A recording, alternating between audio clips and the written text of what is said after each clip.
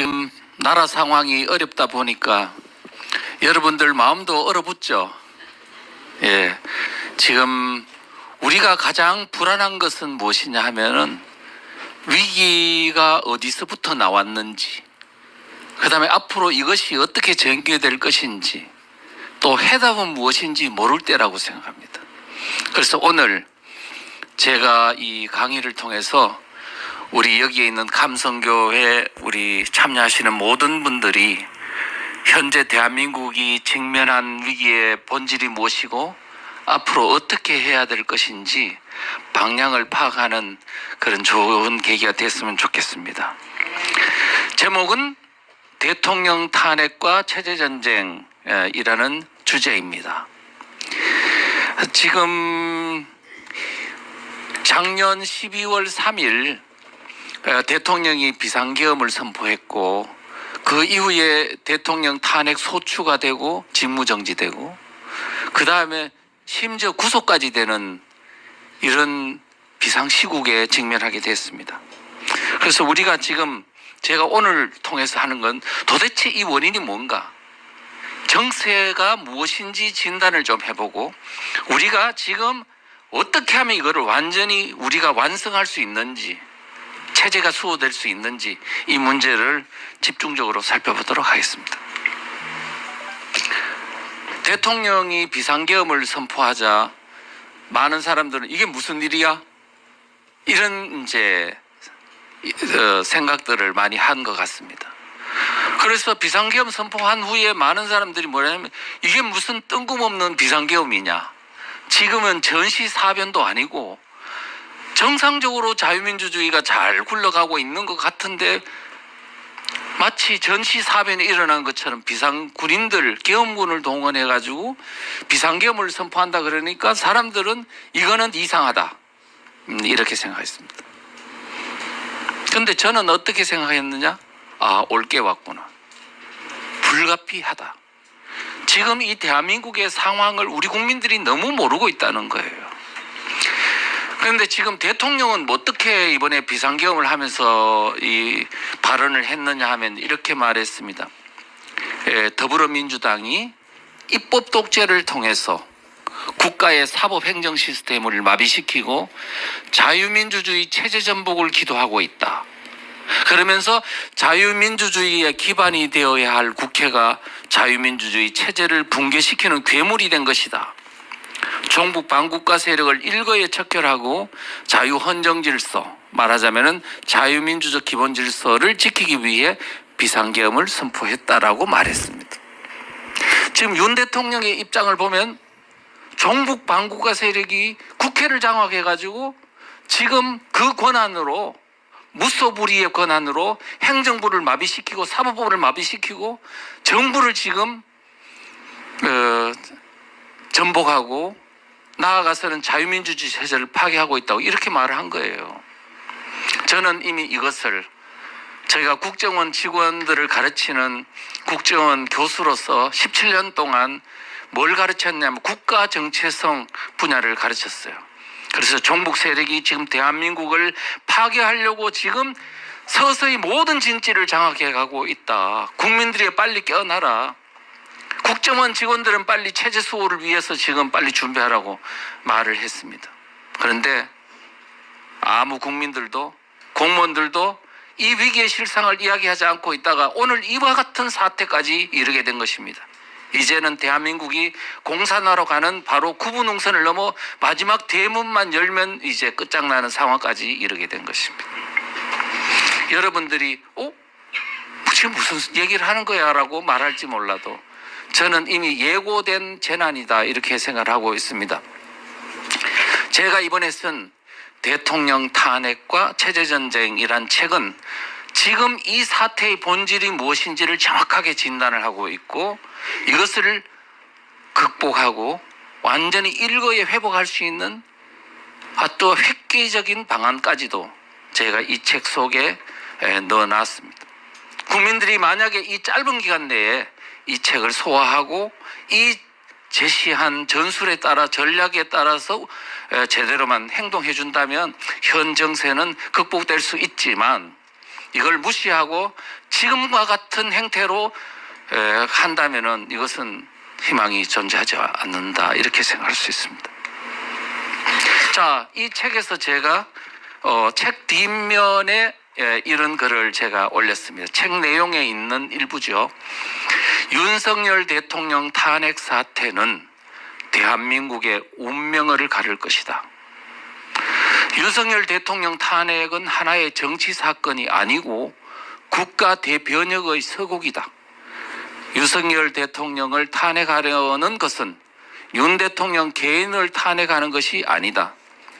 윤석열을 지지하는 자유민주주의 세력을 탄핵하는 것이고 이는 곧 대한민국을 탄핵하는 것이다. 윤 대통령에 대한 탄핵 판결은 곧 1948년도 건국한 대한민국 역사의 종말을 의미하는 것이다. 반대로 대한민국 세력이 승리한다면 1987년 이후 대한민국의 진지를 장악하고 대한민국을 파괴해왔던 종북 반대한민국 세력이 드디어 종말을 고하게 될 것이다. 누가 승리할 것인가? 윤석열이냐 이재명이냐? 자유민주주의냐 공산주의냐? 대한민국 세력이냐 반대한민국 세력이냐? 한미일 자유진영이냐 북중로 공산진영이냐? 자유통일이냐 적화통일이냐? 그 선택은 이번 대통령 탄핵 사태로 결말이 날 것이다. 대한민국 앞에 운명의 시간이 다가오고 있다, 이렇게 썼습니다.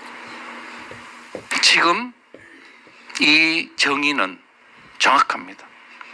김진홍 목사님 이하 많은 어떤 나름대로 사상을 아시는 분도 정확하게 보고는 이게 맞다라고 이야기를 했습니다. 지금 위기를 극복하려면 이 현재 우리 앞에 닥쳐온 위기의 본질을 인정할 때 극복이 가능하지 아닐 거야, 저 사람이 거짓말을 할 거야 라고 외면하면 방법은 존재하지 않습니다. 암이 걸렸으면 암이라는 걸 인정할 때 암을 고치는 방법이 나오는 것이지, 나 암이 아니야 그러면 백약이 무효다, 이렇게 말할 수 있습니다. 지금 대한민국은요, 반공적 자유민주주의 체제를 무너뜨리려고 하는 세력, 공산주의 세력과 그 다음에 반공적 자유민주주의를 무너뜨리려 하는 공산주의 세력과 반공적 자유민주주의 체제를 수호하려는 세력 간에 지금 치열한 전쟁, 내전, 사상전쟁, 체제전쟁이 벌어지고 있습니다. 지금 내전입니다. 내전. 여러분들은 6.25 때 무기를 들고 서로 막 남침해가지고 총뿌리를 겨누고 피를 흘리는 것만 전쟁이라고 생각하세요? 지금은 그런 전쟁이 아닌 조용한 상태에서 총성이 없는 전쟁에 의해서 대한민국을 공산화시킨다면 그게 훨씬 더 효과적이지 않나요? 지금 그 전쟁이 벌어지고 있습니다. 그런데 대한민국이 여러분들 생각에는 공산주의라고 하면 90년대 공산주의는 없어졌다 그랬는데 라고 생각하잖아요. 사상을 모르는 사람들의 얘기입니다. 공산주의는 사라지지 않았습니다. 지금 미국도 유럽도 한국도 공산주의 세력이 새로운 형태로 변형을 해가지고 변종 공산주의로서, 네오마르크시즘 다 공산주의, 동성애 차별금지도 다 공산주의예요. 그렇게 해서 지금 대한민국을 덮치고 있는데 이 땅에 공산주의가 들어온 것은 100년 됐습니다. 그래서 공산주의와 반공 세력 간의 전쟁, 체제 전쟁은 100년 됐다 해서 100년 전쟁이라고도 합니다.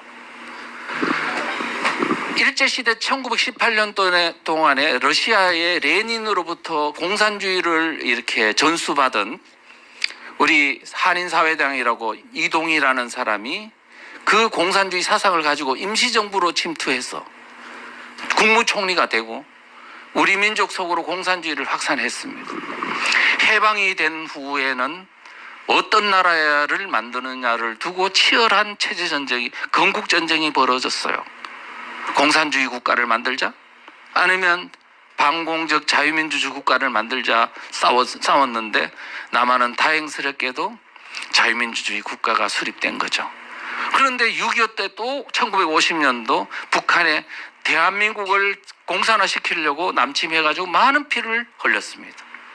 그때 우리 국민들은 마을에서 나타난 북한군과 그 동네에 있는 좌익들이 합세해가지고 축창 들고 사람들 찔러 죽이는 걸 보고 야, 공산주의 나쁘네? 반공의식으로 무장했죠.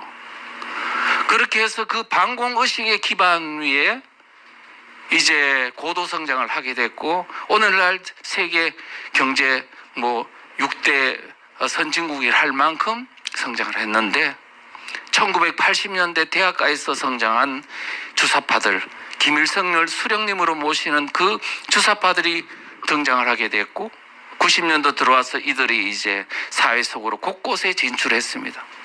교사로, 그 다음에 또는 변호사로 등등등등 다 진출을 해가지고 진지를 장악했습니다. 그래서 노동 분야, 교육 분야, 그 다음에 학원, 종교 모든 분야, 문화계까지 다 진지를 장악했고, 이제 나아가서 2000년도 이후에는 이들이 정치권에 진출을 했어요. 그렇게 해가지고 선거를 통해서 서서히 장악하더니 지금에 이르러서는 대한민국의 모든 다수당을 완전히 종북 세력이 장악해버렸습니다. 이 상태까지 이르게 된 거죠.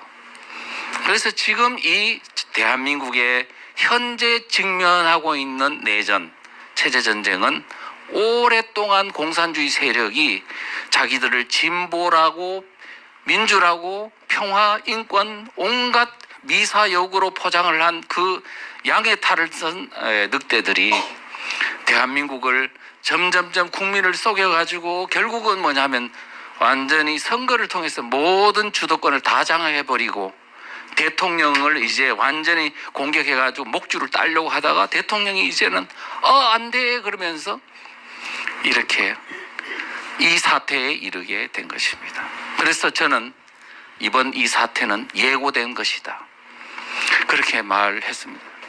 저는요, 이 지금 파워포인트 17년 전에 만든 거예요. 17년 전에 대한민국은 체제전쟁 중이다. 공산주의냐 자유민주주의냐, 반대한민국 세력이냐 대한민국 세력이냐의 체제전쟁이라고 그러면서 줄다리기로 이 체제전쟁을 묘사를 했습니다. 지금 이런 전쟁이니 빨리 자유민주주의를 지키려는 사람은 다 나서라 했는데 안 나서는 거예요. 아무도. 이 사람이 지금 무슨 소리 하는 거야? 체제전쟁이라니, 자유민주주의가 잘 지켜지고 있는데 무슨 소리를 하는 거야? 이렇게 생각했습니다. 문재인 정권 초기에 제가 이런 그림을 도표를 그렸습니다. 오늘날 이 위기가 온 것은 뭐냐면 자유민주주의 체제를 좋아하는 사람이 80%나 되지만은, 그렇지만은 자유민주주의를 즐기는 대상으로만 생각했지 이 체제가 지금 위기를 닥치고 있는데 지키려는 사람은 없다. 이것 때문에 오늘 대한민국은 결국은 공산주의 세력에 의해서 무너질 수밖에 없다라고 말했습니다. 그러면서 그림을 보세요. 좌파 정치 세력이 이미 벌써 입법부를 장악한 정치 세력이 줄을 당기고, 북한이 배후에서 또 줄을 당기고, 중국이 또 지금 그것도 가세해가지고 대한민국의 공산화를 위해서 또 줄을 당기고, 민노총, 정교조와 같은 또는 신문방송이 이미 장악당해가지고 지금 모두가 자유민주주의를 허물고 공산체제로 가려고 이렇게 줄을 집요하게 당기는데, 지금 자유민주주의를 좋아하는 사람들은 뭐하냐 그랬더니 다들 뭐냐면 나는 몰라야. 지금 무슨 일이야? 이들이 당기는 것 자체를 모르는 거예요. 누가 하겠지? 정부가 하는 거 아니야? 지금 대통령 자신도 지금 구속당하는 걸 보세요. 대통령이 할 수 있는 일이 있는가? 이제 남은 것은 국민밖에 없는데, 지금까지 국민들이 뭐 했냐 이거예요. 체제적 위기 왔다고 이야기를 해도 일어나지가 않는 거예요. 교회에 깨어나라 해도 안 깨어나는 거야. 다 몰라야. 알고 싶지 않아. 알면 고통스러우니까. 혹시나 공격당할까 봐 그런지 몰라도. 실제는 그러면 이 체제 전쟁에서 줄 당기는 사람이 누구냐 하니까 너무 소수의 각성된 사람만이 당겼어요. 군대에 나온 어떤 제대 군인들이나 또는 뭐 공무원 출신이나 아니면은 또 6.25 전쟁 때 피해를 본 가족들이나 그 다음에 또 아는 일부 교인들이나 이런 분들이 나와가지고 다 대부분 나이가 많으신 연세 드신 분들이 나와서 안 돼, 안 돼 그러면서 이렇게 외친 겁니다. 그걸 향해서 국민들은 뭐라고 했냐면 수구 꼴통이다, 극우다 이런 프레임을 씌워가지고 아무도 동참하지 않았습니다. 제가 문재인 정부를 겪으면 이걸 하면서 그렇습니다. 대한민국 자유민주주의 체제 지켜질 수 있을까요? 지금 이 체제 전쟁, 체제 줄다리기에서 좌익들 지금 공산화로 가려고 하는 세력들은 저렇게 많이 다 당기는데 자유민주주의를 지키려는 사람은 아무도 안 당기는 이 상황에서 얼마까지 이 대한민국이 버틸 수 있겠냐고 말했어요. 그런데 어떻습니까 지금? 이제 대통령이 탄핵된 이후에 국민들이 이게 뭐야 그래가지고 지금 나타난 거예요. 너무 늦은 거예요. 너무. 자, 윤 대통령이 비상계엄을 선포한 불가피한 사유, 제가 아까 그랬죠. 예고된 것이라고.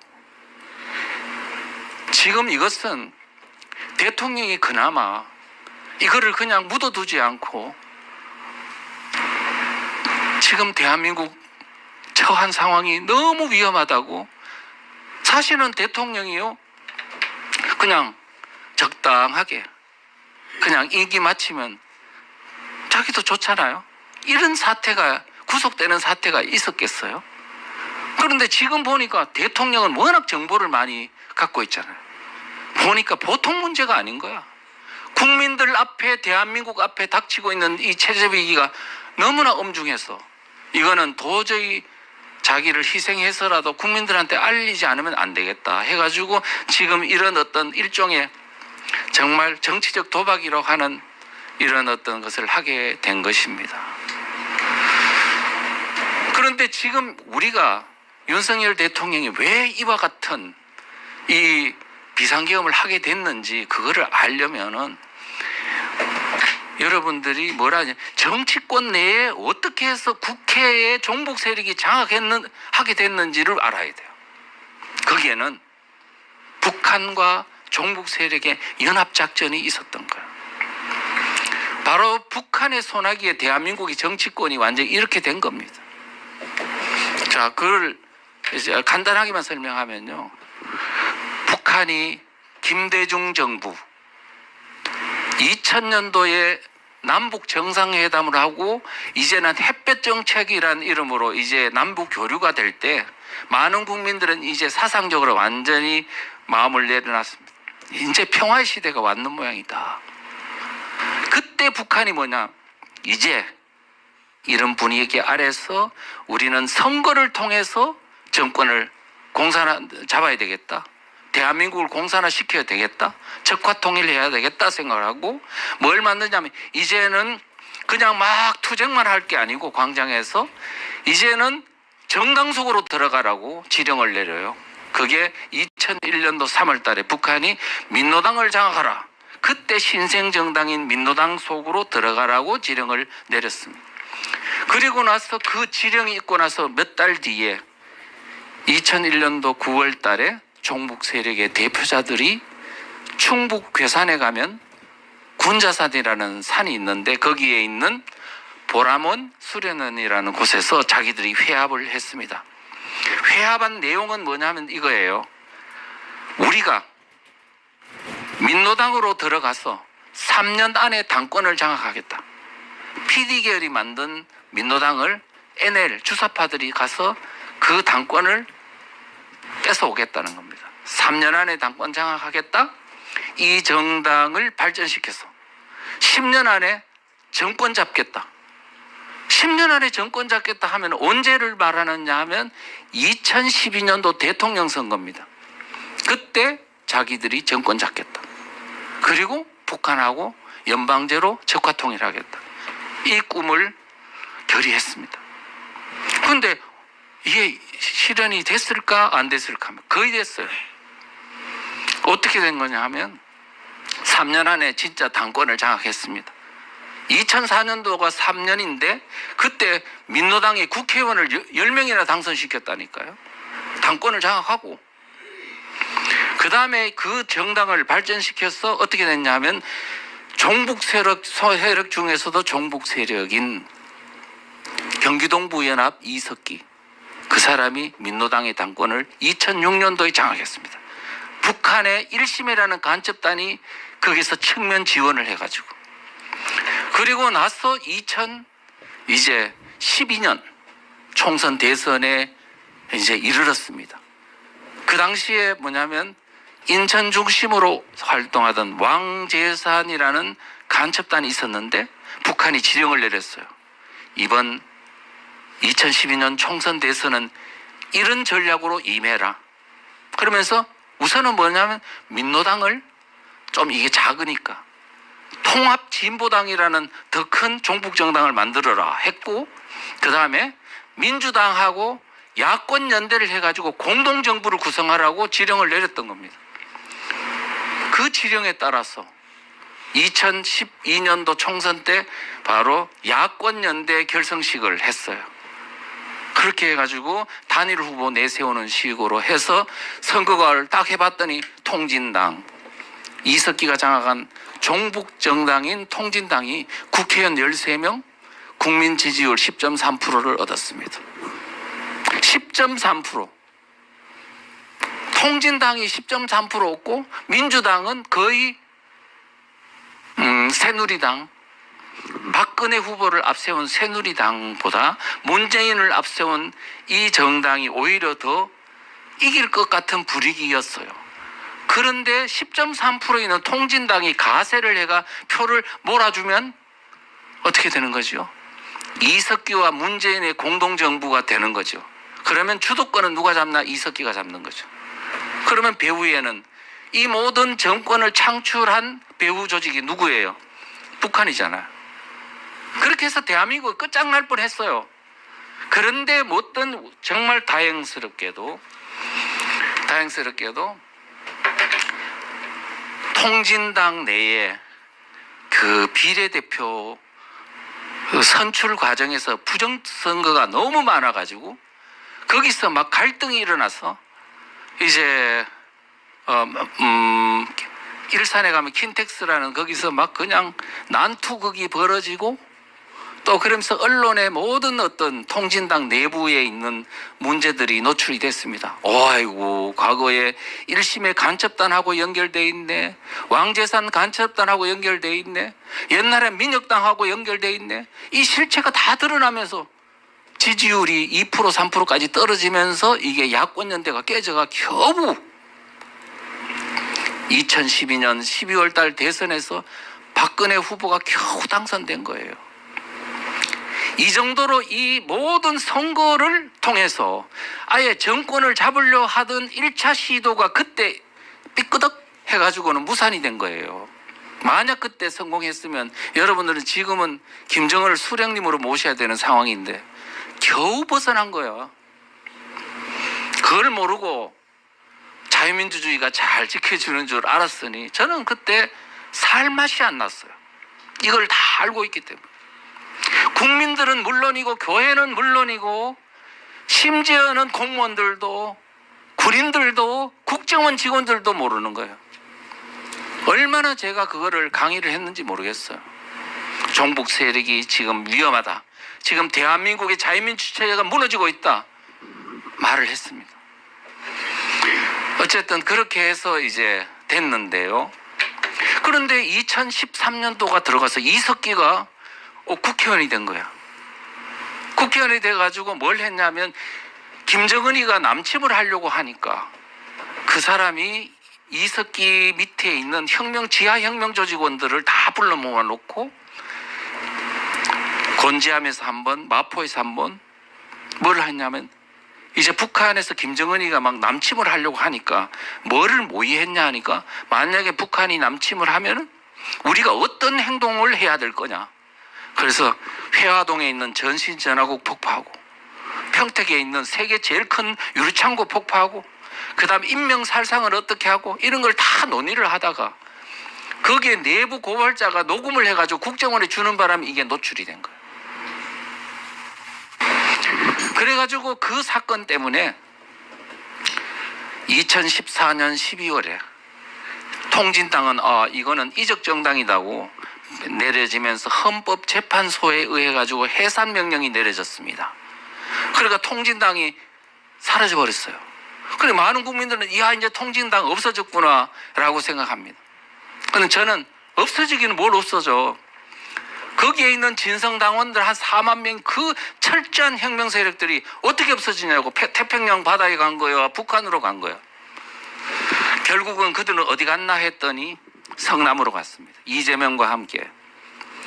예, 그리고 그 돈으로 세력을 전국 세력으로 확장하고 그 다음에 또 민노총으로 가서 결국은 민노총을 장악하고 그 다음에 심지어는 이제 가서는 대한민국의 제1당인 더불어민주당을 장악해버렸습니다. 이제는 과거 통진당 같은 그런 정당이 아니고 이제 대한민국의 일당을 장악하다 보니까 이제 국회가 그들을 손아귀에 들어가 버렸습니다. 여러분 지금까지 뭘 하셨습니까? 현재 이렇게 대한민국이 종북 세력이 모든 진지를 다 장악하고 이제는 마지막 대한민국의 입법을 하는 입법부까지 장악당할 때까지 여러분들은 뭐 하셨습니까? 스스로 한번 생각해 보십시오. 저는 18년 동안 목이 터져라 외치고 지금까지 쓴 책이 한 20권쯤 되고요. 소책자 한 10권 만들고 수도 없이 제가 전파운동을 했습니다. 저는 제가 할 수 있는 역할은 다 했다고 봅니다. 자, 그리고 그 다음에 보면 그런데 일당으로 당할 때 사람들은 그랬어요. 지난 2022년도 대선 때 바로 대선 직전에 더불어민주당에서 누구를 대통령 후보로 선출할 것인가를 둘러싸고 이렇게 경선을 했었지요. 정통 호남 출신이면서 정통 민주당 세력은 이낙연 후보를 내세웠고 새로 들어온 바로 이재명은 하고의 이 경선이 있었습니다. 그런데 저는 그 어떤 과정에서 민주당 게시판을 보니까 이런 말이 있습니다. 이번 경선 결과에 따라 민주당을 지킬 수 있을지 아니면 저 미친 통진당 세력에게 당을 통째로 빼앗길지 결정 내릴 것으로 보이는구려. 이런 어떤 글이 올라왔어요. 그럼 보니까 지금 민주당 속으로 통진당 세력이 왕창 들어오고 있구나 하는 걸 알 수 있었어요. 실제 최근에 이제 제가 책을 쓰면서 자료를 찾아보니까 민주당이 원래 2008년도에는 당원이 2만 8천 명밖에 안 됐어요. 권리당원이. 지금 얼마인지 아세요? 권리당원이 245만 명. 108배나 늘어난 거예요. 지금 일반 당원까지 합치면 500만 명. 전 세계 1위야. 공산국가보다도 더 많아.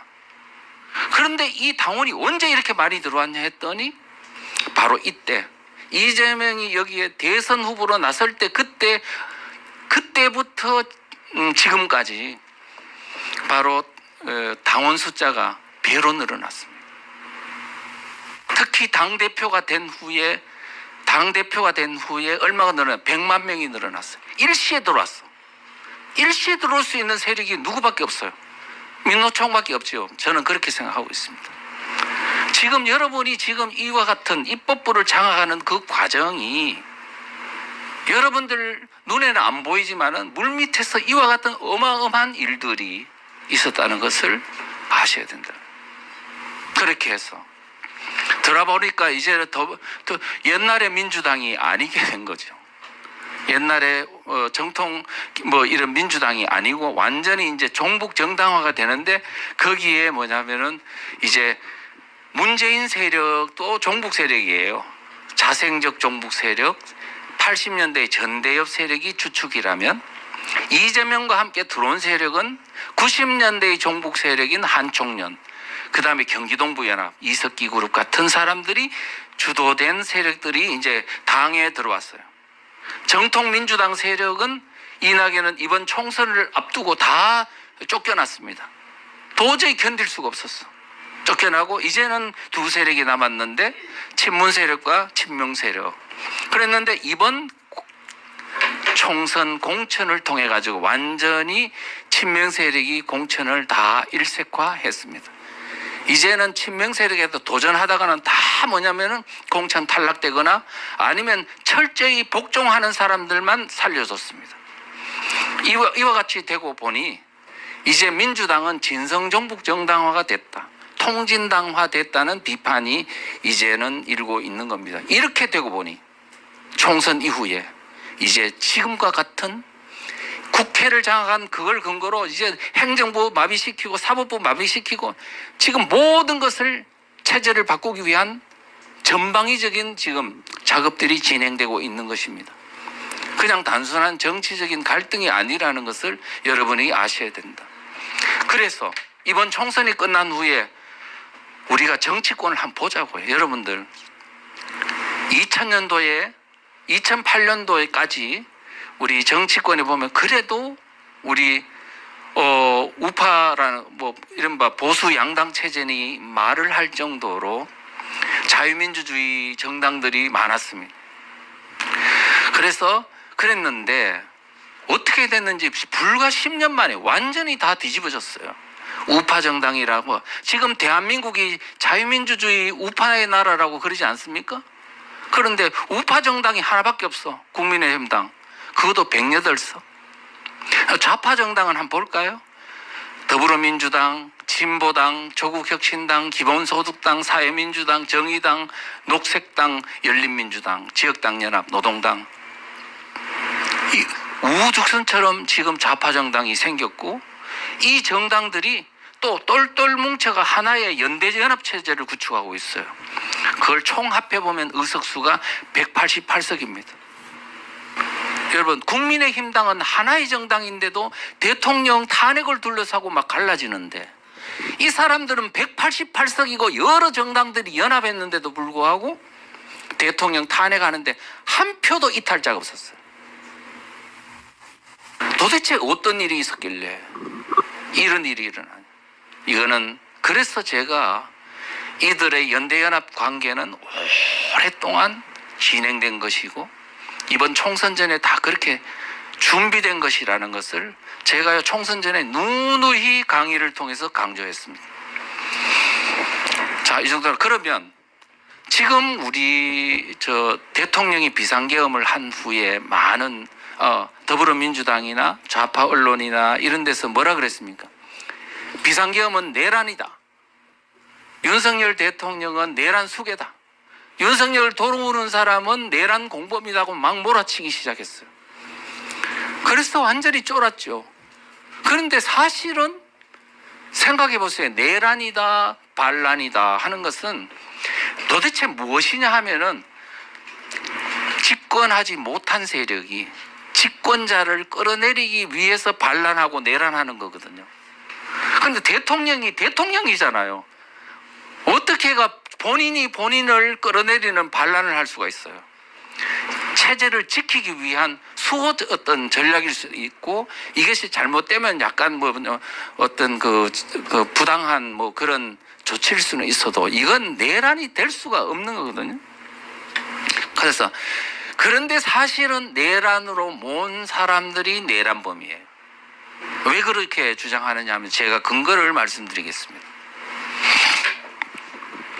공산주의는요, 원래부터 혁명하려고 만든 이데올로기가 공산주의입니다. 그렇지 않습니까? 공산주의는 프롤레타리아, 노동자, 농민들을 다 뭐냐면 선전선동해가지고 조직화해서 이거를 혁명을 해가지고 정권을 탈취하기 위해서 한 게 뭐냐면 공산주의예요.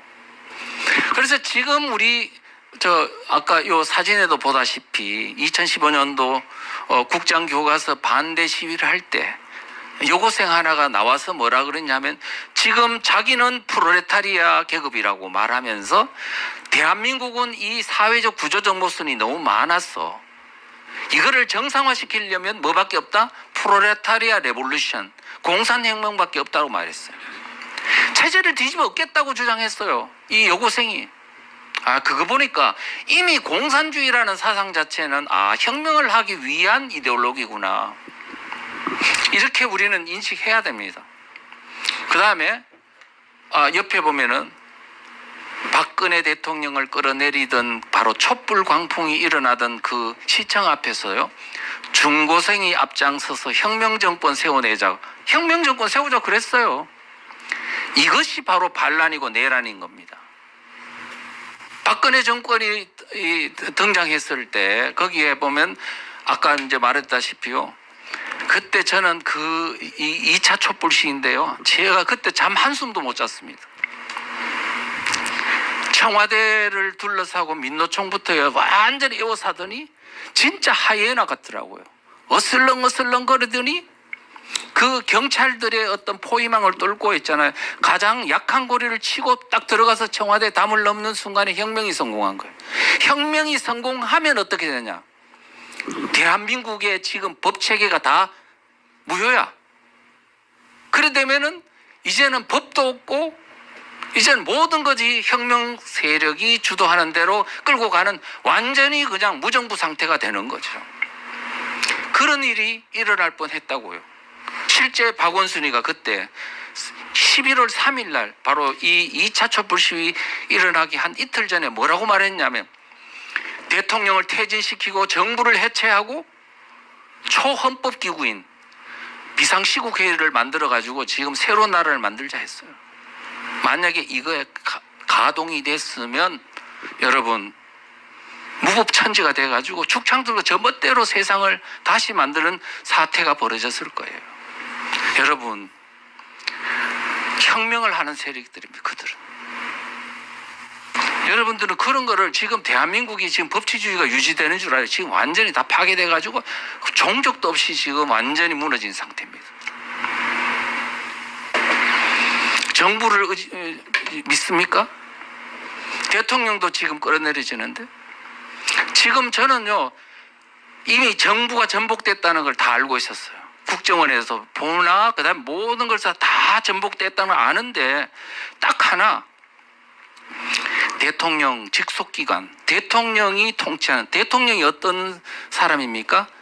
국가 원수이기도 하지만은 행정부 수반 아닙니까?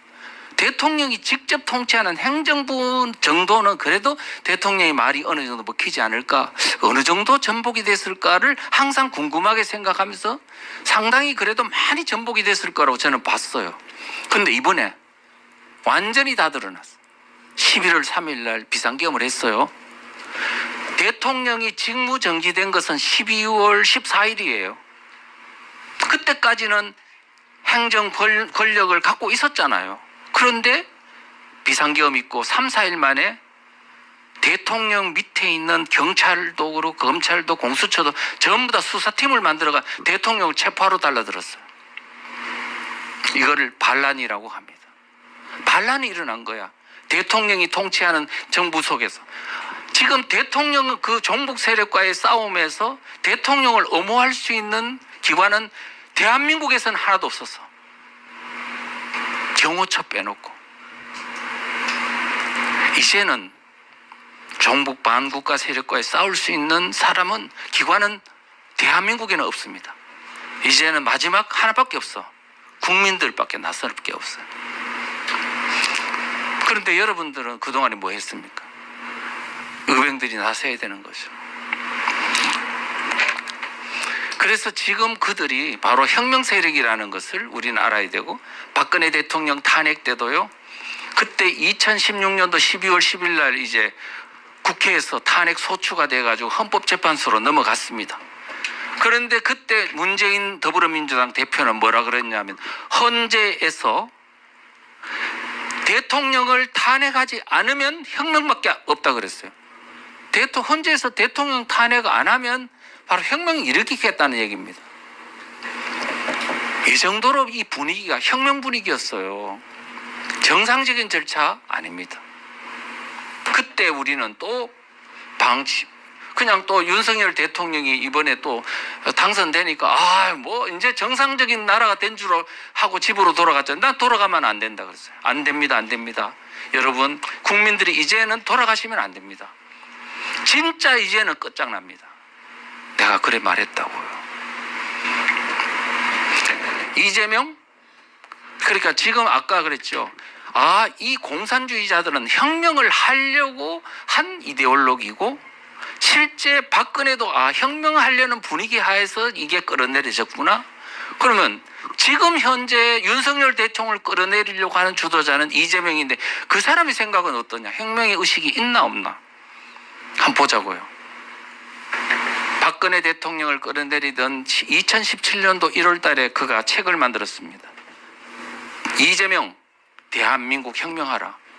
이 책을 만들었거든. 그때 제가 이걸 하나 샀습니다. 사가지고 이제 봤더니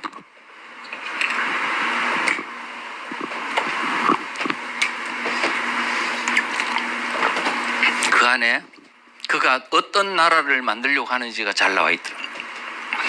반대한민국 사상을 갖고 있습니다.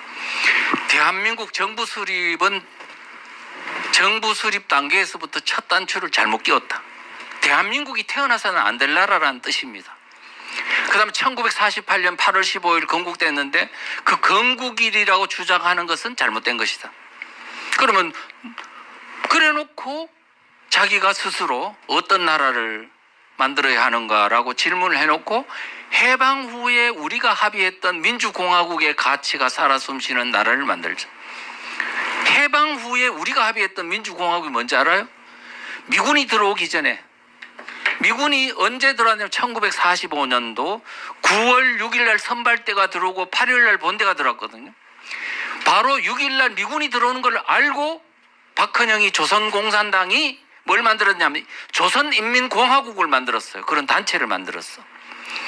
그러니까 미군이 들어오는 걸 알고 먼저 정부가 있었다는 모양을 갖추려고 조선인민공화국을 만들고 그 산하에 전부 다 도인민위원회, 군인민위원회, 동인민위원회를 만들었어요. 행정 서비스를 했어요.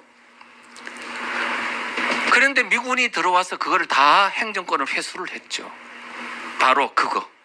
해방 후 우리가 합의했던 민주공화국의 가치가 살아 숨쉬는 나라는 바로 박헌영이가 만든 조선인민공화국입니다.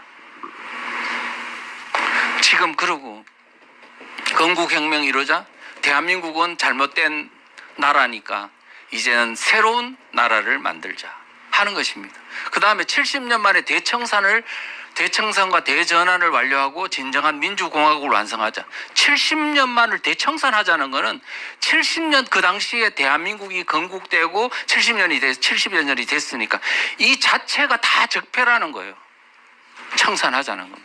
그리고 대전환을 하자? 체제를 바꾸자는 거죠. 지금 민노총에 지금 양경수는 경기동부연합 완전히 종북 세력입니다. 그 사람이 민노총 위원장이 되자마자 뭐를 말했냐면 2021년도 10월 달에 사회 대전환을 하자고 그랬어요. 그럼 사회 대전환을 어떻게 하자는 거냐? 그랬더니 기간산업과 주택의 50%를 국유하자. 지금 만약에 주택의 50%를 국유하면 여러분들 지금 주택 다 뺏기는 거예요. 그 다음에 기간산업? 국영기업이야 당연히 그렇겠지만 삼성 같은 거 다 국유화 될 겁니다. 한미동맹 파기, 국가보안법 철폐, 그리고 통일조국 만들고 진짜 민주공화국 만들자 그랬어요. 여러분들이 지금 이 사람이 그냥 말로 한 게 아니고 이제는 대한민국의 입법부를 장악하고 대통령 끌어내려가지고 완전히 그가 생각했던 새로운 나라를 만들 수 있는 바로 눈앞에 왔는데 그게 지금 대통령 끌어내리는 게 자연스럽게 이루어지는 거라고 봅니까? 이 사람들이 바로 이미 대통령을 끌어내리고 체제를 바꾸기 위한 내란 세력이자 혁명 세력이다 이렇게 말할 수 있는 거예요. 그리고 실제 윤석열 대통령 탄핵시키는 이 과정에서 이미 사전에 준비된 내란입니다. 어떻게 말할 수 있느냐고 하면 제가 총선 전에요. 내가 전국 다니면서 다 강의했고 에스더에서도요.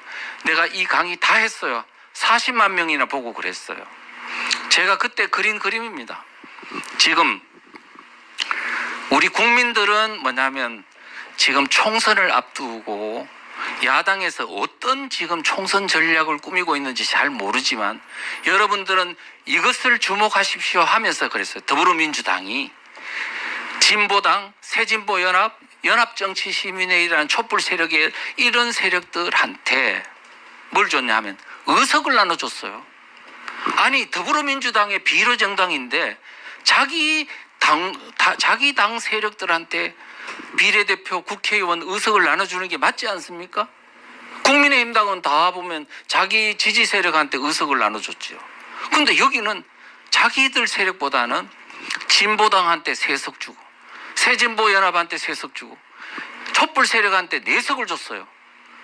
나눠줘가지고 나중에 물론 일부는 떨어지긴 했지만 나눠줬어요. 그래서 그 사람들이 다 국회의원이 됐어요. 그런데 왜 더불어민주당은 인심도 좋다. 이재명 참 인심 좋은 모양이다. 왜 자기들이 가져야 될 비례대표 의석을 자기 당한테 안 주고 옆에 있는 당한테 주지? 다 전략인 겁니다.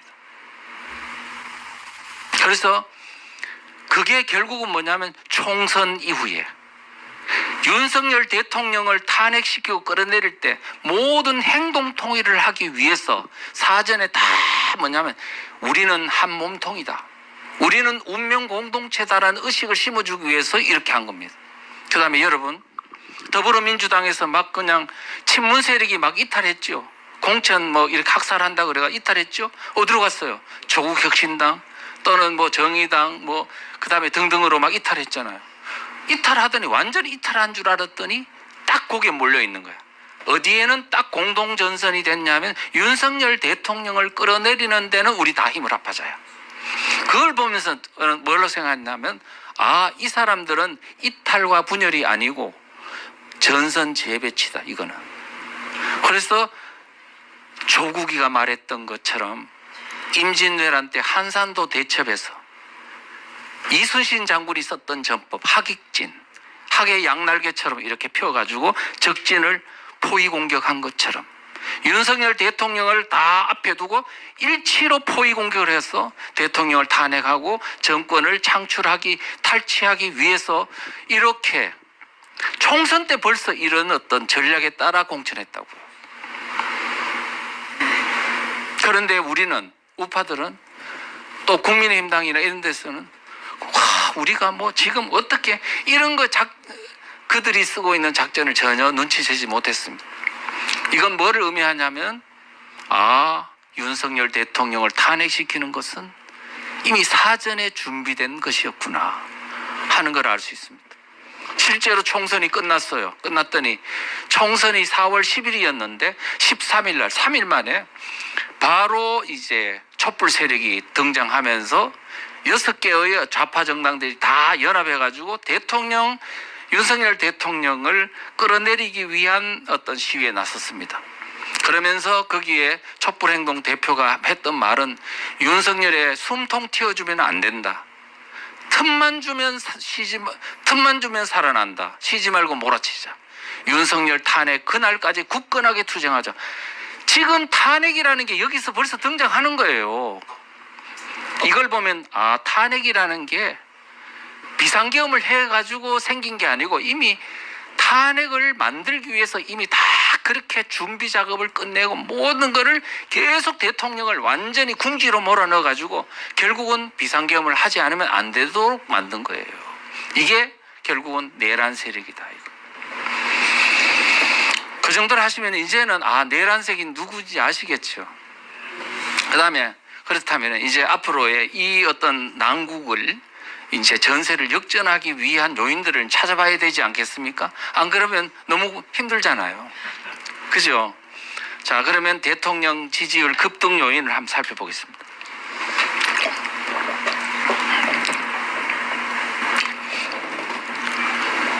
윤석열 대통령이 비상계엄을 한 후에 아니 왜 뜬금없이 비상계엄을 하냐?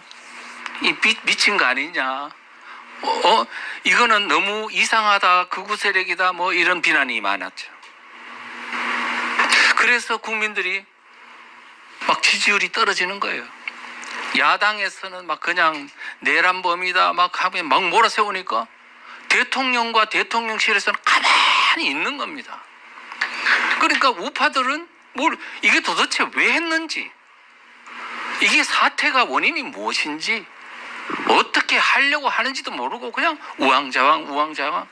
언론은 선동하지. 그렇게 넘어가서 지지율이 얼마까지 떨어졌냐. 불과 10일 만에 11%까지 떨어졌어요. 이제 박근혜 대통령 전체를 밟는 것 같았어요. 박근혜 대통령도 선동에 의해가지고 5%까지 떨어져서 탄핵에 그냥 완전히 쓰나미 속으로 쓸려 들어갔습니다. 그런 것처럼. 그랬는데 12월 12일 날 국민 담화를 발표했습니다. 제가 그날 하루 전에 11일 날 어떤 목사님 하고 또 이런 몇몇 분들이 같이 대통령실에 있는 수석을 만나가지고 지금 빨리 국민들한테 담화 발표해야 된다고 주장했습니다. 국민들한테 지금 뭐냐면 좌파들 생각하지 말고, 거기에 두려워하지 말고, 지금 대통령을 지지하는 우파들이 한테 뭔가 메시지를 던져줘야 된다. 안 그러면 완전히 지금 모래알처럼 무너진다. 그랬어요. 근데 제가 듣기로는 물론 우리가 주장했던 이야기도 아마 참고했겠지만 이미 사전에 대통령이 다 준비를 했던 것 같아요. 이 담화를 어떻게 해서 발표해야 되겠다. 12월 12일 날 발표했습니다. 발표하고 났더니 많은 국민들이 아하, 대통령이 이런 이유 때문에 비상경을 했구나 하고 이제는 진정성을 이해하게 됐습니다. 그래서 많은 사람들이 야, 나 같아도 비상계엄 하겠다, 뭐 이런 이야기까지 나올 정도로 이제는 대통령을 실제 이해하고, 이 대한민국의 종북 세력에 의한 이 입법부 장악이 엄청난 문제가 많다는 걸 국민들이 이제 서서히 깨닫기 시작했습니다. 그러다가 대통령 직속기관에 있는 뭡니까? 공수처, 경찰, 검찰이 대통령 체포하려고 막 그냥 대통령 관저로 몰려드는 걸 보고 이건 도대체 뭐냐? 이렇게 생각한 거죠. 1월 3일 날 그때 1차 체포가 되면서부터 지지율이 막 폭등하기 시작했어요. 그렇게 해서 1월 17일쯤 그야말로가 한 열흘쯤 되는 사이에 거의 윤 대통령에 대한 지지율이 거의 50%대까지 이르는, 그죠? 아주 막 그냥 스피드로 지지율이 올라가게 됐습니다. 지금은 이제 51%, 52%로 통과하고 있다는 막 이야기까지 나올 정도로 상당히 지금 대통령 지지율이 급반전하고 있는 거죠. 그런데 여기서 도대체 어떻게 지금까지 뭐 이런 문제 있으면은 우파들, 보수를 자칭하는 사람들이 한 30%는 항상 좀 경고했는데, 근데 50%가 갑자기 올라간 이유가 뭘까? 봤더니 2030 세대들이 갑자기 막 뛰쳐나온 거야. 그러다가 전라도까지 막 뛰쳐나왔습니다. 묻지마 민주당이 전라도인데 거기서 막 그냥 막 뛰쳐나온 거예요. 얼마나 뛰쳐나왔냐. 물론 약간의 이 변동폭이 있습니다만은 그때 당시에 여론조사에 보니까 광주 전라 지역이 41%까지 윤석열 대통령 탄핵 반대로 나타났습니다. 지금 이제 굉장히 견고하고요. 지금 최근에 이제 세이브 코리아에서 광주 그 금남로에서 지금 시위를 한다 어마어마한 큰 규모가 아마 될 가능성이 높습니다. 그래서 지금 이런 급반전이 일어나는데 우리는 여기서 주목해야 될 것은 왜 그렇게 안 나오던 2030, 이렇게 안 오르던 이런 우파 지지 세력이 이렇게 50%를 통과하는 기적이 일어나고 있는가. 우리가 이 원인을 분석하지 않으면 앞으로 우리가 여기서 해결책을 못 찾아내는 겁니다. 왜냐하면은 대통령이 예를 들면 뭐 탄핵이 인용이 되든 기각이 되든 어떤 사태가 벌어지면 그거 안 되겠네 그러면서 다시 옛날로 돌아갈 수도 있으니까 지금 이 원인을 찾고 우리가 어떻게 여기에 이 지금 전세를 완전히 더 한층 더 높일 수 있는 방안이 뭔지를 바로 이 원인 분석을 통해 찾아내야 된다는 겁니다. 바로 그 해답은 저는 대통령의 비상계엄에 딱 숨어 있는 전략 전술에 있다고 봅니다. 자, 뭐냐 하면은요. 첫째, 윤 대통령은 지금 이번 사태를 통해서요, 몇 가지 전략 전술을 선포를 했습니다. 하나는 뭐냐면은, 내가 왜 비상계엄을 했냐 하면은 체제 전복을 노리는 반국가 세력으로부터 자유민주주의를 지키기 위해서 했다는 거예요. 지금 뭐냐 하면은 그 말 속에는 지금 대한민국이 체제 전쟁이라는 것을 말한 겁니다, 국민들한테. 부도덕한 세력으로부터의 도전이 아니고 반체제 세력, 반국가 세력으로부터의 지금 자유민주주의가 위협받고 있다는 것을 대통령이 말한 거지. 그다음 두 번째는 뭐냐면, 이 체제 전쟁이라면 누구와 누구의 전쟁이냐 하면 바로 종북 반국가 세력으로부터 지금 공격당하고 있다는 거예요. 그래서 우리의 적은 누구라고요? 종북 세력이라고, 종북 반국가 세력이라고. 이거를 명확하게 정의해 준 겁니다. 그래서 지금 우리가 나서야 될 사람들은 누구냐 하면, 대한민국이 종북 반국가 세력으로부터 자유민주주의를 지켜야 된다고 생각하는 사람들은 다 나서라, 이런 얘기가 되는 거예요.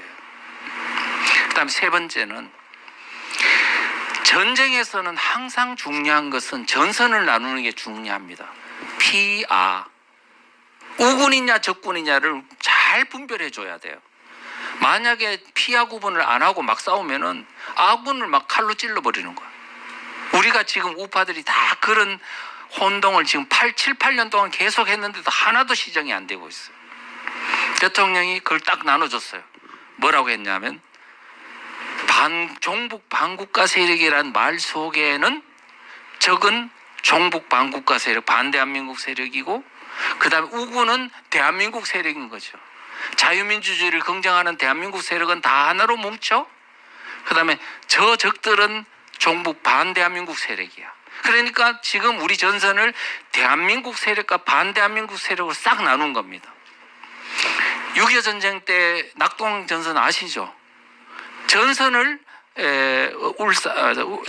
포항에서부터 다부동으로 해서 마산으로 이르는 이 전선을 딱 꺼놓고, 북쪽은 북한군, 남쪽은 대한민국 국군과 유엔군, 딱 전선을 나눠놓고 싸웠기 때문에 우리가 안전 거예요.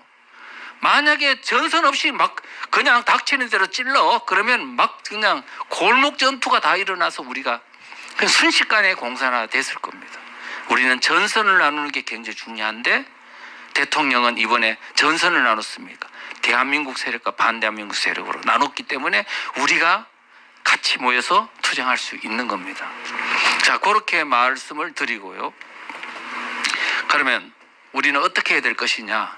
대한민국 세력, 대한민국을 긍정하는 세력을 어떻게 완성할 것인가에 대한 것을 이제 살펴봐야 될 것이다. 지금 대통령이 말했던 것처럼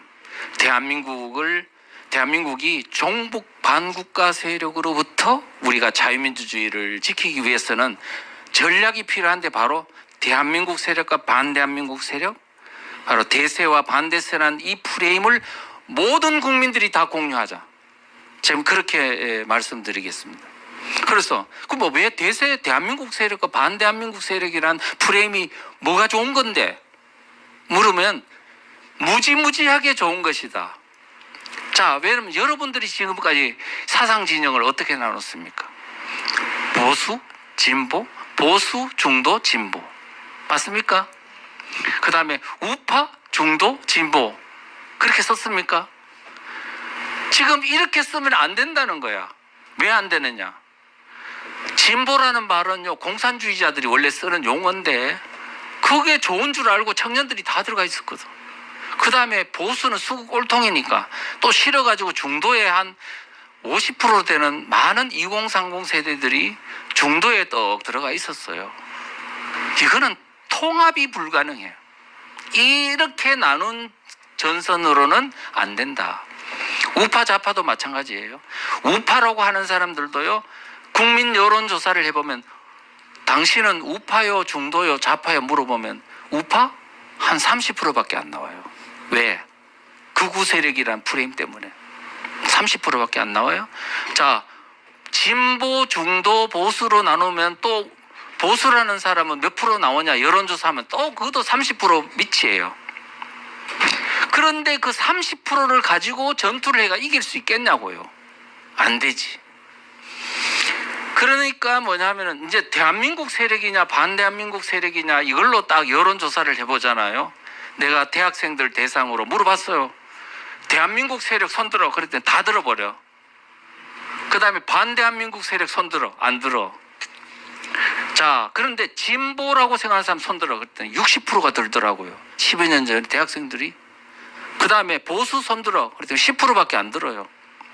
이렇게 우리에게 불리한 프레임 가지고 지금까지 선거하고 여론조사하고 이래 왔다 이거야. 이제는 이거 다 치워버리자 이거야. 보수도 안 돼. 30% 가지고 어떻게 나라 지키냐고요.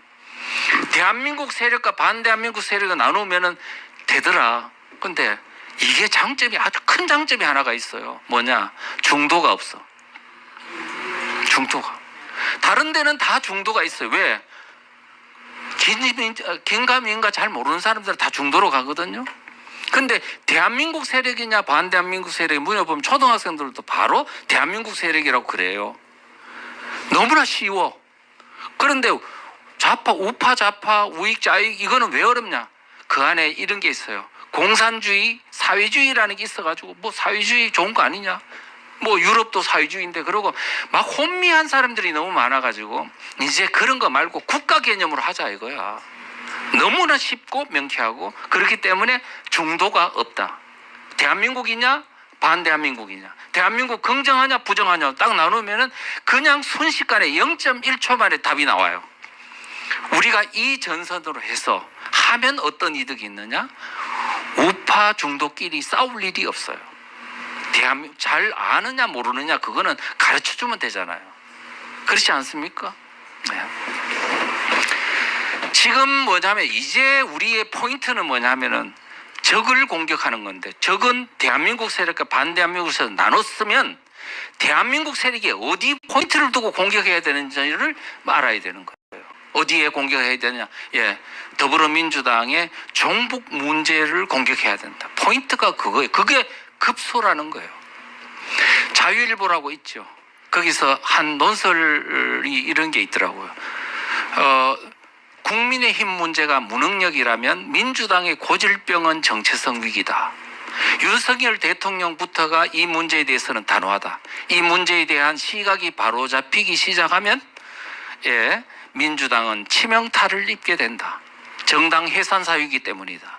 종북 정당이면 해산 사유잖아요. 통진당처럼. 그래서 민주당 정체성 문제는 언제 폭발할지 알 수 없다. 한번 터지면 민주당은 회복 불가능하다. 지금 그렇게 저는 생각합니다. 지금 민주당이 이미 과거에 통진당 세력이 지금 민주당으로 들어가서 지금 대한민국을 지금 완전히 적화하고 있는데 그 사상적 본질을 타격해서 계속 때리면 언젠가는 국민들이 다 알게 되면 그 정당은 이제는 살아남을 수가 없습니다. 지금 지지율이 낮아지는 게 아니고 완전히 폭망입니다. 폭망. 이렇게 만들어 가야 되지 않겠나? 누가 만들어 가야 되겠습니까? 국민 여론이 만들어 가야 되는 거지. 교회가 해야 되지 않겠습니까? 그런데 왜 정치 이야기를 하면 안 된다고 전부 다 교회에 숨는 겁니까? 정교분리 돼요 안 돼요? 안 된다니까요. 교회가 지금 이게 공산화되고 하면 교회는요 존재할 수가 없어요. 그런데 왜 교회가 그 많은 800만 명이나 되는 교인들이 전부 다 동성애 반대, 차별금지법 반대하고 거기만 몰려 있냐고요. 자유민주주의 뚝이 다 무너지고 있는데 나서야 되지 않겠습니까? 이제는 나서야 합니다. 제가 교회가 나설 때라는 책도 썼는데 안 보더라고. 안 봐. 자, 그렇습니다. 그래서 이제는 더불어민주당의 가장 취약점이 바로 사상인데 지금 우리는 그것을 공격해야 됩니다. 기피하면 안 됩니다. 바로 그렇게 말씀을 드리고요. 그 다음에 제가 이야기를 하나 할게요. 사상 문제를 공격하면 정치적으로나 여러 가지 특히 국민의힘당 쪽에서는 지금까지 아이고 종북성 사상 공격하다가 역공 맞으면은 선거에 혹시 피해 보는 거 아니야? 이런 생각들이 두려움이 있거든요. 절대로 그렇지 않다. 종북 성향을 근데 침소봉대를 해서 잘못 막 왜곡해서 과장하면 안 되지만 있는 사실을 그대로 국민한테 알리는 것은 이거는 무지무지하게 효과적이다는 것을 내가 증명을 했습니다. 언제 했냐? 2012년도 그 초에 있잖아요. 제가 그때 당시에 국정원에 이제 교수를 했으니까 국방부에서 내보고 강의를 좀 해달라고 그랬어요. 예, 그렇게 했더니 강의를 했더니 제목이 뭐냐? 종북 세력과 위기의 대한민국. 그렇게 해가 장군 진급자 대상으로 강의를 했는데 그들이 전부 다 놀랐어요. 종북 세력이란 말 처음 들어본다 이거야. 그 종북이라는 말을 사실은 국민들이 몰랐어요. 제가 그때 2008년도에 쓴 책 반대세의 비밀이라는 책에서 처음으로 그 민노당 내에 스스로 자기들끼리 싸우면서 나오는 종북이라는 용어를 제가 책에 딱 써가지고 그를 종북 세력이라는 용어를 써야 된다 그래가지고 그때부터 지금 온 국민들이 지금 다 알게 된 겁니다. 그래서 종북 이야기를 딱 했더니 못 들어봤대. 그런데 내용을 들어보니 너무나 심각한 그런 내용이거든요. 그래서 이제 거기에서 들었던 국방부에서 이거를 우리 정훈 장교들한테 다 한번 들려주자 해가지고요. 정훈 장교 집체 교육을 했어요. 집체 교육을 한 4개월간 10번에 걸쳐서 했는데 제가 성심성의껏 이야기를 했습니다. 근데 정훈 장교들이 마음이 움직였어. 이렇게 심각할 줄 몰랐다면서. 제가 강의안도 주고 책자도 주고 다 하면서 했더니 나중에 국방부에 강의하러 가봤더니 이 정훈 장교들이 내가 준 자료와 논리를 가지고 자기 부하 예하 사단 내에 뭐 GP까지 다니면서 강의를 얼마나 열심히 해놨는지 완전히 군이 다 바뀌어 있더라고요. 지휘부에서도 이천 그때 부회장 저는 국정원 지분 신분을 안 밝히고 현대사상연구회 부회장이라는 이름으로 이제 활동을 했는데 그때 이제 이천 부회장 강의 한번 들어보자 해가 김관진 장관이 결재해서 제가 이제 갔습니다. 그래서 육군본부 800명, 공군본부, 해군본부, 1작전사를 4스타 부대 다 하고 3스타 부대, 2스타 사단들, 여단들까지 강의를 했어요. 얼마나 인기 강사였는지 한 많이 들을 때는 뭐 9,000명, 3,000명, 2,000명 막 그냥 폭풍이 일어났습니다. 그런데 그게 한 4개월 정도 하고 말았어요. 저는 그랬는데 어떤 결과가 나왔는지 한번 보자고요. 제가 다시 볼게요. 이거 이제 보여주세요. 4월 달에 총선이 있었는데요. 이게 그때 조갑재 월간조선에 있는 편집장이 이런 기사를 썼습니다. 뭐라고 했냐면 요사이 군부대를 방문해 보면 종북 세력에 대한 장교단의 자세가 살기등등함을 느끼게 낸다. 김관진 장관처럼 이렇게 빠른 시간 내에 이렇게 큰 조직에 이렇게 많은 변화를 가져온 이도 드물 것이다. 김관진 장관 있을 때였으니까 엄청난 변화가 일어난 거죠. 그런데 김관진 장관이 잘하는 일 하나는 정훈교육, 특히 종북 세력을 주적으로 규정 집중 교육시킨 것이다. 이렇게 말했어요.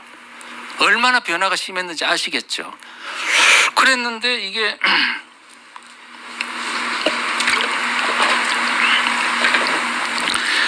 저는요 사실 그 정치 이야기 안 했어요.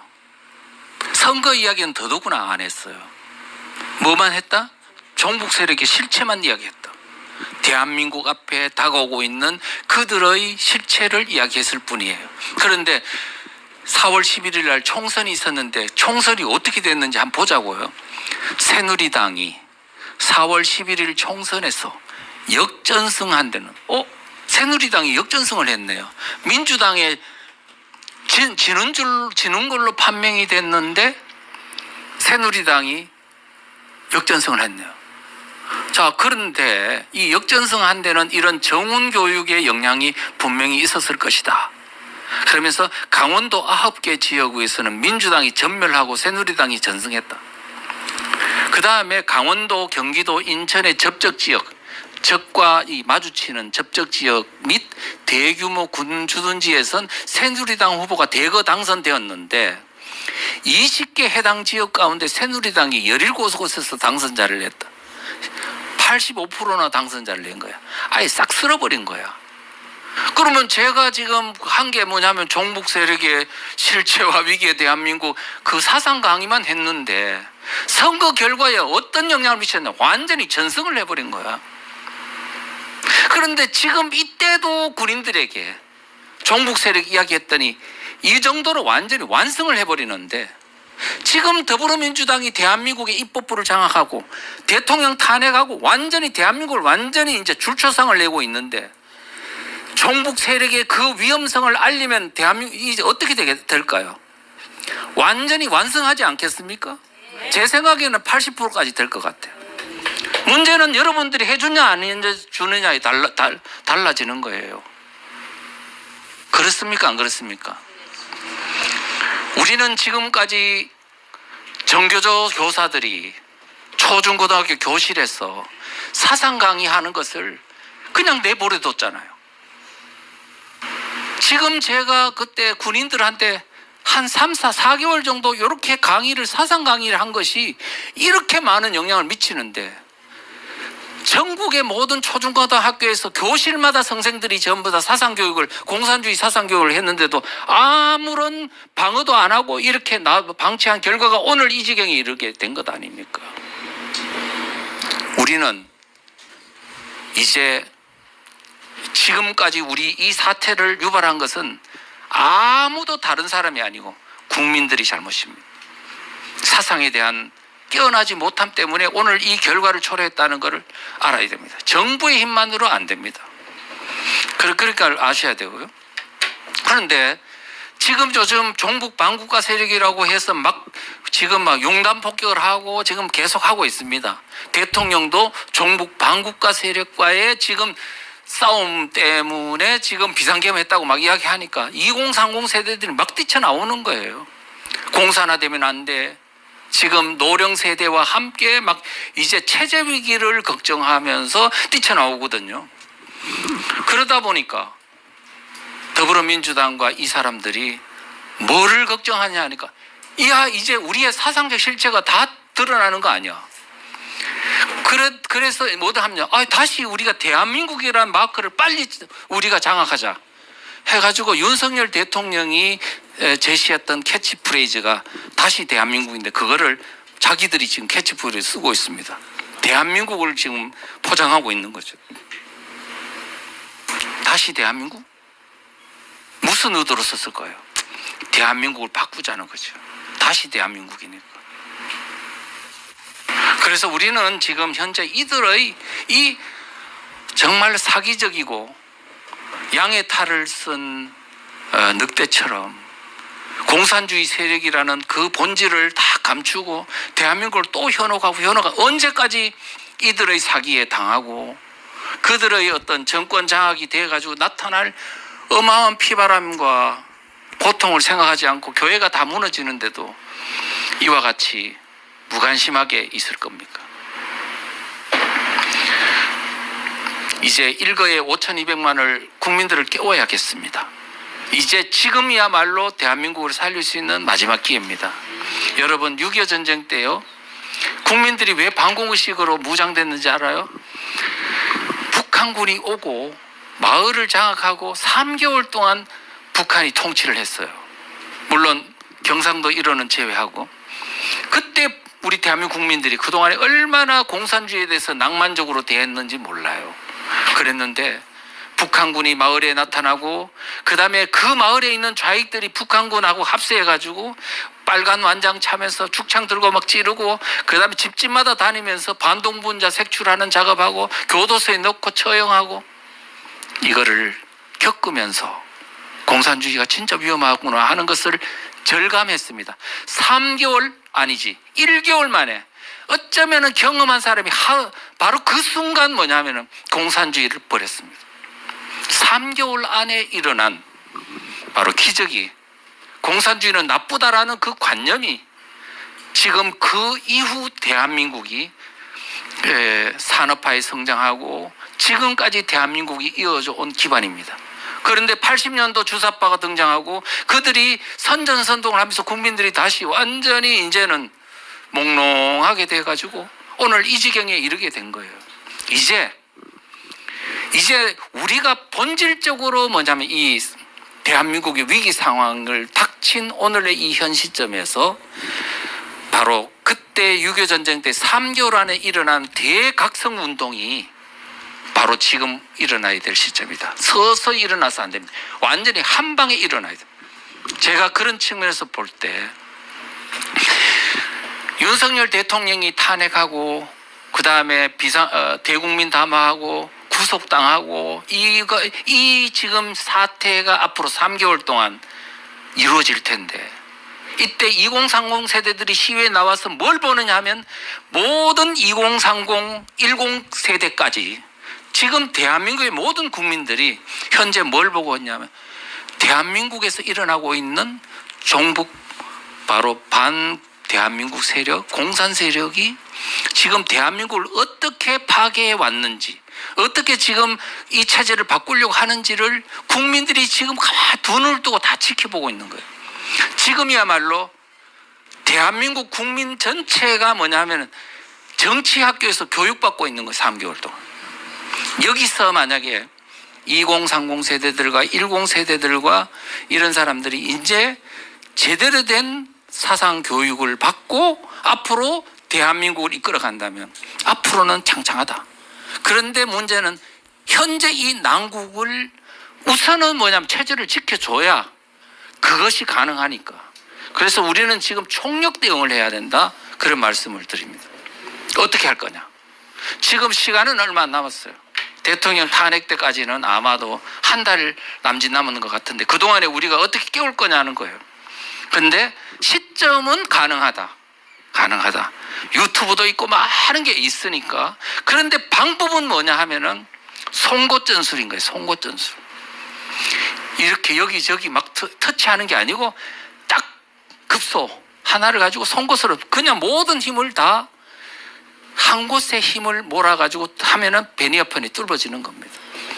지금 어디에다가 바로 더불어민주당의 종북 성향과 같은 사상적 문제에다가 모든 총력 우리 국민들이 다 대한민국 세력이 힘을 합해 그것을 공격하는 겁니다. 공격한다는 뜻은 막 그냥 투쟁하라는 뜻이 아니고 국민들을 깨우는 거라고요.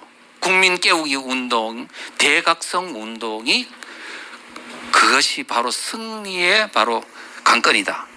그래서 지금 저는 뭐라고 생각하면 그런데 뭐를 국민들한테 전파할 거냐 하면 바로 대한민국이 처한 체제전쟁의 실상. 그 다음에 여기서 실패하면 대한민국이 공산화된다는 그 심각한 문제. 그 다음에 그 내용들을 간단 명료 단순 명쾌한 스토리로 구성해서 이거를 대중들한테 계속 전파하는 겁니다. 전파하는 방법은 뭐냐? 똑같은 내용을 계속 반복해가지고 전파해야 돼요. 제가 아까 국방부를 바꾼 비법이 뭔지 알아요? 단순해요. 똑같은 내용을 반복한 겁니다. 제가 100회를 강의했는데 육군본부에서 했던 강의, 또 정훈장교들 했던 강의, 예하 말단 부대에 강의했던 얘기가 제목이 똑같아요. 종북 세력과 위기의 대한민국. 이 내용을 가지고 똑같이 했더니 완전히 이게 대폭발이 일어나더라고요. 지금 이것저것 할 때가 아닙니다. 딱 하나, 대한민국은 체제전쟁 중이다. 그 다음에 종북 세력이 지금 대한민국을 지금 파괴하고 있다. 우리는 다 힘을 합쳐야 된다. 그 얘기예요. 그 다음에 대한민국 세력과 반대한민국 세력으로 전선을 나누자 이런 거거든요.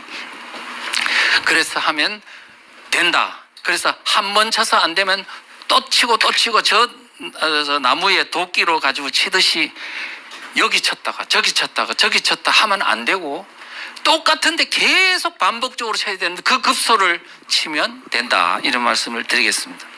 반드시 성공할 수 있습니다. 그러면 치는 무기 도끼는 뭐야? 그러면 바로 이 책입니다. 제가 이번에 쓴 책인데 대통령 탄핵과 체제전쟁이라는 이 안에 우리가 지금 처해야 될 그 상황이 어떤 것인지, 그다음에 어떻게 하면은 우리가 이길 수 있는지 전략 전술에 관한 것이 다 있고, 그래서 그것들을 많이 이렇게 전파해 주면 될 것 같습니다. 그렇게 해서 그 다음에 또 지금 제가 책에서 주장했죠. 18년 동안 저는 대한민국 세력과 반대한민국 세력이라는 프레임을 빨리 국민들 모두가 다 인식하도록 하자 운동을 하는데 지금 많이 확산이 되어 있습니다. 그래서 이게 전선을 똑바로 해야 되는 거, 그런 것 해야 되고, 현 정세에 관한 좋은 동영상들도 많이 전파해 주시고, 대통령 탄핵과 체제전쟁과 같은 이런 책자도 5,200만 명 보든지 안 보든지 그냥 용단 살포한다, 옛날에 삐라 뿌리듯이 막 이렇게 한다, 이런 어떤 마음으로 배포 운동을 적극해 주시면 되고, 이 사태가 끝난 후에는 이제 돌아가자가 아니고 이제 우리도 사상 공부를 진짜 제대로 하자, 그런 어떤 마음을 가지고 청년들에게 사상 교육을, 지금 제가 쓴 반대한민국 세력의 비밀이 드러나다, 이 책이 사실은요 476페이지예요. 그러니까 어른들은 잘 안 봐. 그래가지고 하루에 뭐 한 몇 권씩 나갈까 말까 했는데 2030 세대들이 막 등장해가지고 공부를 시작하니까요, 하루에 120권도 나가고 100권도 나가고 50권도 나가고 막 그냥 읽는 거예요. 이 한 권만 보면 대한민국의 지금 모든 현상이 거기에 다 들어있습니다. 미국의 현상도, 중국의 문제도, 유럽의 문제도, 지금 모든 게 다 들어있어요. 그래서 우리가 지금 목사님들이나 그 다음에 교회에서도 이 사상 문제를 제대로 모르면 절대로 현재 마귀가 지금 대한민국 교회를 무너뜨리려고 하는 그 전략 전술을 알 수가 없습니다. 동성애 반대 차별금지법, 그거로 안 됩니다. 그거는 공산 세력의 전략 전술 중에 극히 0.1%밖에 해당도 안 되는 거예요. 문재인 정부 때 지금 법률이 몇 개 바뀌었냐? 4,025건 바뀌었어요. 제한된 법률이 지금 28,000건이가 돼요. 그 중에 하나가 차별금지법이에요.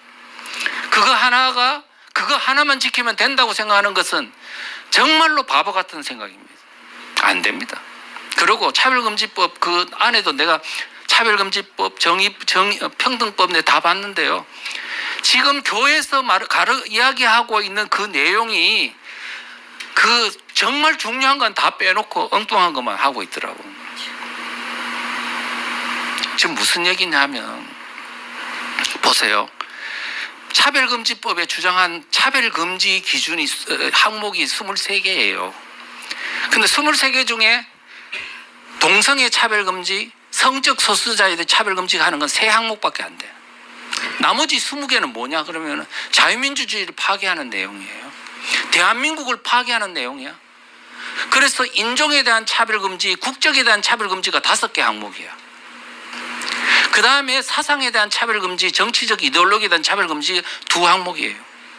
만약에 그게 통과되면 공산주의 주체사상 마음껏 선전할 수 있는 자유가 보장돼요. 그 다음에 또 학벌에 대한 차별금지나 이런 게 있거든요. 그거는 기업들을 파괴하는 거예요. 대학원 나온 놈, 죄송합니다. 대학원 나온 사람이나 박사나 석사나 학사나 학벌 차별하지 마라. 그 다음에 뭐가 있냐면 여러분들 전혀 못 들어봤을 건데 그 안에 딱 들어가 보니까 정말 중요한 내용이 포함되어 있는 거예요. 동일노동, 동일임금이 들어가 있더라고요. 그거는요, 같은 직종의 어떤 일이면 질적 여하를 막론하고 월급 똑같이 주라는 거야. 이래 되면 대한민국의 시장경제 체제는 다 파괴되는 거예요. 그 다음에 또 더 무서운 게 있어. 뭔지 알아요? 이 법은 정부, 자치단체 모두 다가 이 법을 준수해야 된다는 내용이 있더라고. 그럼 이건 헌법 같아요. 모든 법률 위에 존재하는 거야. 이런 거 들어봤어요? 그러니까 우리는 지금 현재 이런 어떤 차별금지법 내용도 자꾸 그런 한쪽에다가 모든 교인들을 관심을 이렇게 돌려놓고 실제는 뚝은 어디서 무너진다고? 여기서 다 무너지는 거야. 여기서. 그러면 교회가요, 지금 이 자유민주 체제를 방어할 수 있는 에너지가 아무도 안 나타나는 거야. 교회가 다 나서야 됩니다. 지금은 교회가 나설 때입니다. 예, 그런 말씀을 드리겠습니다. 그래서 이런 말씀을 드리고요. 제가 이제 강의는 끝났고요. 이번 대통령 탄핵과 체제전쟁이란 책은 단순히 이게 그냥 책을 뭐 하나 냈다가 아닙니다. 이 어떤 책이 현재 있는 정세를 제가 지금까지 만든 책이 한 20권, 소책자 10권, 그동안에 18년 동안 하루도 여기에 내가 매몰되지 않고 산 날이 없습니다.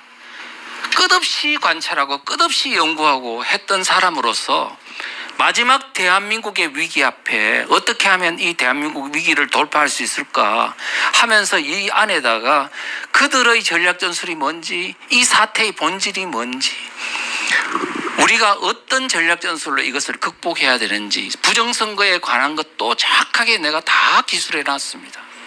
그래서 이 책을 꼭 읽어보시고, 읽어본 후에 주변에도 또 나눠주시고, 그 다음에 이 전략 전술을 가지고 깨달았으면 막 댓글로 또 말로 주변에 알려가지고 한 달 안에 대한민국이 거의 혁명 수준으로 대각성 운동이 일어나도록, 1907년도에 평양 대부흥운동이 일어나가지고 장대현 교회만 바뀐 게 아니고 그 변화의 바람이 평양을 바꾸고 대한민국을 바꾸고 나중에 그 힘이 3.1 운동으로 폭발을 해가지고 결국은 오늘날 대한민국을 다시 회복할 수 있는 그런 바탕이 됐듯이, 우리 기독교계 그때 뭐 20만, 10만 밖에 안 되는 기독교인들이 33인 중에 16명이 기독교인이었습니다.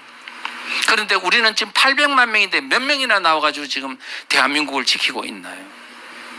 이제 빨리 기도하시면서 그 깨달음을 행동으로 하고 전파하는 운동을 통해서 지금 일사불란하게 우리는 이 전투체제에 나서야 된다, 그런 말씀을 드리면서 이것이 꼭 많이 전파될 수 있도록 부탁을 해주시고, 혹시 이제 책자를 교보문고, 그 다음에 알라딘 예스24에도 이제 다 나가서 판매되고 있으니까 베스트셀러가 될 수 있도록 많이 구매를 해주시고요. 혹시 단체 구매를 원하시는 분은 이 출판사 010-8799-1500번으로 전화하시면 되겠습니다.